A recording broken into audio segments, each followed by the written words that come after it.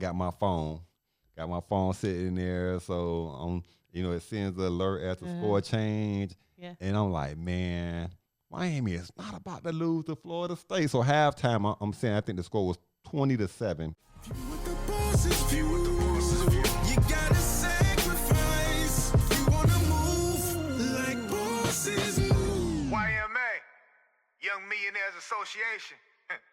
All right, guys, welcome to the YMA Nation podcast, Sports Talk Friday. Sports Talk Friday. Yes. Yay. I don't know why I'm so excited when Miami lost, but I'm still going to bring the energy to Bringing the energy. to everybody that's online right now. Guys, if you're on, make sure you like, comment, and subscribe. I am Joe Wallace, and this is Rebecca Wallace. Guys, make sure you click that subscribe button. We're almost at 3,400 right now. Get it, people. So we are get it. continuously growing. You know, every time we hit a new plateau, we do another cash giveaway. So once we get to 4,000, we'll give away free money. Also, make sure down in the comment section, you hashtag YMA Nation so you can go into our monthly cash drawing. Take 5 seconds and do it right now. Down in the comment section, hashtag YMA Nation. Sports Talk Friday today is brought to you by Masters Credit Consultants, the experts in credit repair, credit restoration, and credit building. You can check them out online at www.masterscredit.com, or you can give them a call at 864-249-9466. The experts in credit. Experts. Let's get into this. Let's get into these sports. Let's talk about some football. Oh, what a weekend. I'm going to kick it off. Go Can ahead. I kick it off? Go ahead. Can I kick it off? I'm not going to throw it. I'm just going to sit it back down. He wanted to throw it Saturday, though. I'm going to sit it back down. Okay. Interesting enough. AD is gone. We're going to get into that. Okay. We're going to get into that. Interesting enough. So, me on Saturday, I'm working. Uh-huh. I started off checking it every other week, just like most people do. Then it got out of control. I couldn't help myself. I started checking it day after day after day. I didn't realize that I was becoming addicted until my wife said something. What did she say? She said, "It's just a credit score, relax."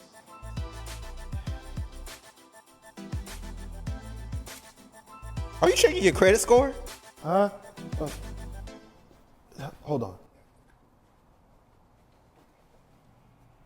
It was 20-7 at halftime. And I'm thinking, I know Miami is not about to lose to Florida State. I'm just disappointed, but I'm working. And next thing I know, I see the score. I'm like, oh, Miami scored. Oh, Miami scored again. Yeah. Oh, I got to get in front of the TV. This is good. So Miami take the lead. So they held them in the second half. Yeah. And I'm all excited. Like, oh, I'm in front of the TV. It's fourth quarter. I'm saying I'm going to watch the game now. I was driving. Let me calm down. I think this Not was the kumbaya. this was not a good representation of what coaching should look like. So I feel that I agree because I've seen the interviews afterwards, and I agree that the team could have performed better. Agreed. In the first half, especially in the first half. Can't lull through half of a game. Right. And I talked so good about them last week. All like, oh, Miami coming into the game 5-4 and Florida State 3-6, and Miami on this streak right now, 3 games straight winning, and they have won the last 4 games against Florida State. I think that college football is just like a coin toss. You're dealing with 18 to 22-year-olds, and you never know what you're going to get. You never know what you're going to get. I'm going to rebuke, and I'm going to say that when Georgia plays, you know what you're going to get. When Alabama plays, you know what you're going to get. Yeah. I'm just saying, Miami, they didn't perform well, but they had the game. Like, I can't even recall when I seen someone hand over a game like that. Yeah, I think that you are talking about two different levels of coaching there. Absolutely. Absolutely. But you're also talking about, because didn't the coach come out just a few weeks ago, and the defense is a majority of like freshmen and sophomore, right? For Miami? No. Like, No, he took out the defense. starter. Oh, you mean they took them Yeah. out? So I think you always are going to have like reasons behind it or things that you could say that could be done better. But at the end of the day, it is two different levels of coaching. Well, let me say this. When you have star players like Rambo on your team, on the previous week, he caught for 210 yards, 7 catches, 210 yards. So he was averaging 30 yards per catch. Against Florida State, he still performed well. He caught 9 catches for 95 yards, so average of 15 yards. But before you jump in, because we only got a short time to talk about Miami, is that they shut him down so much, especially in the first half. You got a star player that they got a safety on him, the defensive back on him. Who's open then? Right? So then that's just a level of execution in. If I say that the safety is following this wide receiver, I'm going to the opposite side of the field. You got too many star players on that team to not have been able to execute. And it goes back to the quarterback too. Right. The quarterback, when he performed well, you see how it went. When the previous week they won, he threw for 64%. They played against Florida State, he threw for 53% and 2 interceptions. You can't win a game like that. Let's move on from Miami. I'm done. I'm off my soapbox. Well, who did they got this week? Miami plays Virginia Tech. And I'm not even taking. It's going to be interesting because Virginia Tech just fired their head coach. They're 5-5 too right now. So I think it'll be a very interesting game with them losing their head coach. Miami fired their AD. Blake James is gone. And as of this filming right now, Manny Diaz is still there as of right now of the filming of our podcast. But I'm not sure how long he's going to continue in his role. You know what killed Miami? After all the things that we just talked about, this is what truly killed Miami. And this is when you as a coaching staff have to get your team under control. Penalties killed Miami. I can't think of any team in 2021 that have got 14 penalties in a game. There have been teams that have got 14 penalties in a game. Yeah, you just got. Yeah, I'm not following those teams, but I'm following Miami, and 14 penalties is definitely too extreme. Right. So let's move on. Blake James, I will say, I know we're done with Miami, but the way they parted, I would say that from my perspective, they done it in a good way because he committed 17 years of his life to that school. So him being able to part where the school and him as a person say, hey, you know what, this is just not probably like a good fit. So I'm going to part my ways, and the school is like, good luck, not like it's in the headlines, Blake James got fired, terminate contract, blah, blah, blah. So that was amicable by the staff. By the college, the university. Right. Let's move on. Okay. So the college football rankings: Georgia number 1, Alabama number 2, Oregon number 3, Ohio State 4, Cincinnati 5, Michigan 6. So out of those teams, you have Georgia they have Charleston Southern. They're gonna win that game. That's a blowout. Okay. Alabama has Arkansas. Blowout. Oregon has Utah. Well, who are you going with on that game? Oregon. Okay. Ohio State versus Michigan State. This going to be the game to watch. That's the game to watch.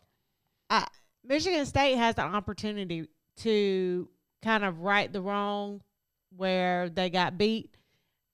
If they want some more talk in their direction, they're going to have to take care of business versus Ohio State. Right.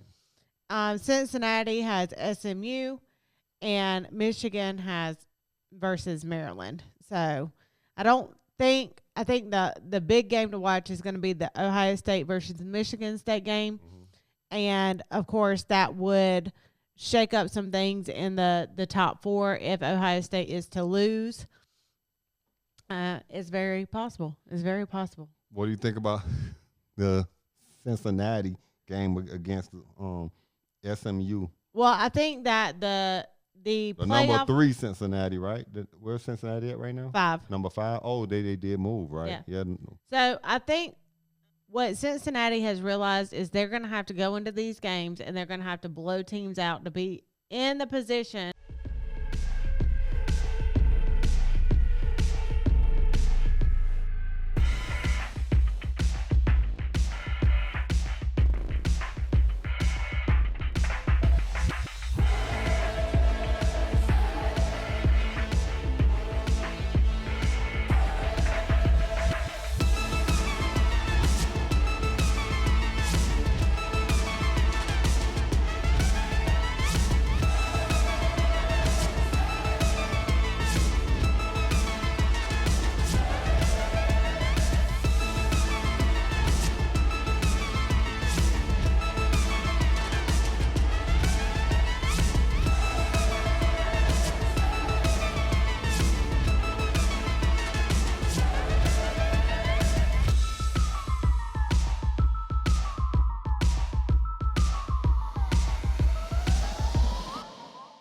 To get into the top 4 by the time this is all said and done.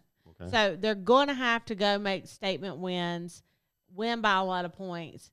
If they do not do that, it's going to make it harder for them because they're competing against your Ohio States, your Alabamas, your Georgias, and things like that. I mean, Alabama has 1 loss, and they're still over Cincinnati. Right. I think what they need is for Ohio State to have a loss. They do. Yeah. They do, and they need to win big. And we'll touch on Clemson. There's not a lot to say about Clemson right now.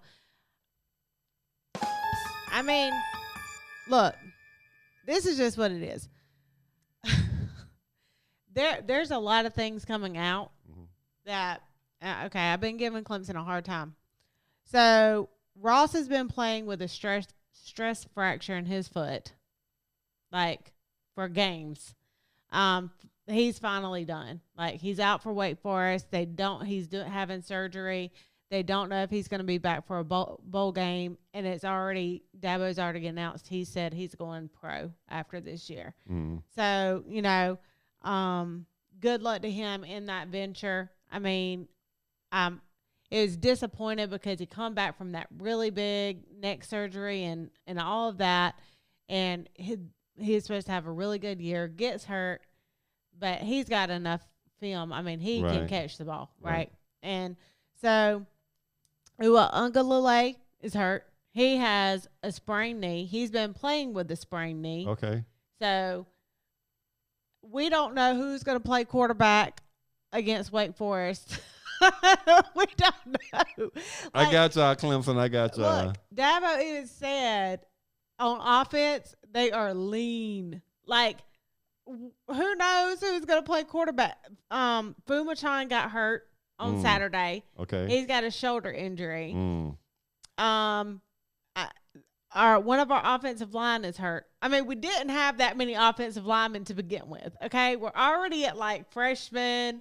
And they've already had to pull red shirt. Like, they pulled the red shirt from Maffa for running back because our offense is so depleted. So now we're down to our first and our second string quarterback is hurt. They've been playing hurt. Like, Fumachan just got hurt. But Ungalule's been playing hurt. Like, he's had a hurt knee for games. And so you're just like a plethora of injuries. I mean, we've had injuries on the defensive side of the ball too. But you know what? So it's crazy. This may be the opportunity for that person on the bench that just come into the game and just wow everybody. It is. It creates opportunity, but you don't get. I talked about this last week. If you're changing the offensive line every single game, you're never going to get consistency because you're moving them around and you got this one playing this position this week and this one playing this position next week, and you're having to pull somebody because this one gets hurt, and there's just no level of consistency. Look like at Trevor you can't. Lawrence. So he came to the school. Look how fast he adapted. Well, yeah, I'm just saying the offensive line. You have to build up that consistency. That impacts your quarterback play. And if they're playing hurt with a depleted offensive line, it's going to be a very hard game against Wake Forest. I tell you that. Well, I think that the chances, and just being honest and transparent, it's going to be Clemson's going to lose. Yeah, you talking about 9-1, I mean, 9-1 Wake Forest that has been like really dominating their opponents Yeah, Wake this Forest year. just has a really good team this year. Yeah. I mean, they do. They have a really good team. The coaching's great. And so it's going to be, you know, our defense, I think Clemson's defense has enough grit. And, I mean, they are going to try their best to stop Wake Forest from offense from doing anything. Right. Our hindrance is we're so depleted offensively. Right. We have 3 receivers that are hurt, and God is hurt. You have Ross now out. Ladson's hurt. These are all names that you heard preseason that were going to wow and take the offense to another level. And now you have these guys on the sideline hurt, you know, and now you're playing freshmen at almost every freshman and sophomore with very little playing time in every position. The good thing for Clemson is they were in a position last year that the sophomore they have playing when and this is kudos to Dabo, and I've said this before, when you are able to play your entire bench at a game because, you know, you're up and you're able to get more players in and get them playing time, that sometimes is your saving grace. Instead of these teams who keep their starters in the whole entire 4 quarters when they're up by 50 points. Get your second and third and your fourth string guys in because you never know. Right. Clemson when was you're known gonna for doing that last year too. Right. Right. So I think that's when they was blowing out teams. I think that is a little bit of saving grace that has given some of these guys some playing time to at least get them acclimated to the field and the system. I agree. The importance of the offensive line, how important, especially if they're going to bring in a red shirt or someone that doesn't have that much experience, is going to be important for that offensive line to give that QB that time, because we've seen the same thing with Miami. Jermaine Johnson for Florida State, the defensive end, they was not able to stop him. It was, I mean, I watched the game in the 4th quarter and just seeing how much pressure he kept on the quarterback was ridiculous. Right. But then you see how the QB don't have time. Tyler Van Dyke, and it showed in the stats of the QB too. So the offensive line, If they're scrambling, he had 3 sacks. Like one defensive end had 3 sacks in the game. Yes. All right. Oh, one final thing. Oklahoma lost, and I got it right. One final thing. Oklahoma lost. And I got it right. She takes pride in that. That's right. Guys, let's give her a round of applause. Yeah. Guys, thank you so much for joining us today, Sports Talk Friday. I guess we'll be back. We'll see how these teams perform. Yeah. I hope Miami wins because then he'll just talk about it a little bit. It's going to, I don't know. It's going to be interesting. It's going to be interesting. A good game. Virginia Tech, they're 5-5. Miami 5-5. So we'll see how it goes. But again, I'm riding with my team. I'm just saying it's going to be a close game. Me too. It's just a down year. We'll be back next year. Yeah. We'll see who they're going to replace with athletic director down in Miami. And we'll see if we still have our head coach next year. But time will tell, guys. Thank you so much for joining us. Thank you so much. YMA Cares. Make sure you check it out, www.ymacares.org. With the boss's view, you gotta sacrifice. You wanna move like bosses move. YMA, Young Millionaires Association. Yeah, see, that's the association. Joe.